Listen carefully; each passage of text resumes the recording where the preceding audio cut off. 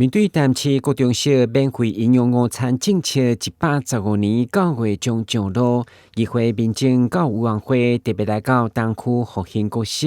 除了参观校园甲企业合作，家己处理青厨余的难题，嘛来到供应该校师生营养午餐，也提供德国甲鲁文国小的中央厨房，每一天供应总数达到4338人。议会为了确保新政策实施要食材品质加卫生安全，提前为政策来把关。很多家长也提到说，如果我营养午餐采取补助的方案的时候，会不会影响到食材的部分？那除了我们要针对食材的部分强调是来自于我们台南的农渔产品以外啦，我们更希望说要注重在学校的营养午餐的这个营养的品质上面。另外，我们也会来看这个营养午餐的午餐厨房的部分啦，看针对厨房的部分在。营养师包含厨工的部分，另外我们也会来注意到的就是有关厨余的问题。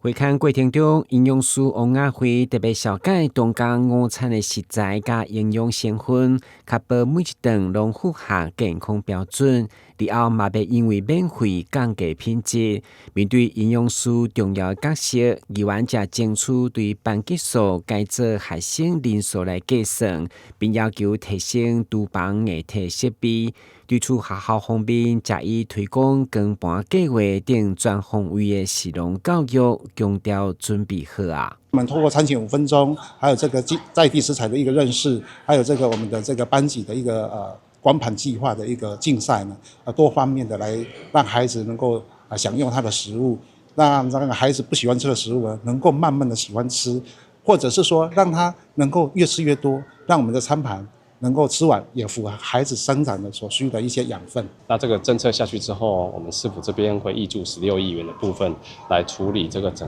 个学校孩子能够让他吃得更好、更美味的部分。那尤其是我们在整个营养午餐的部分，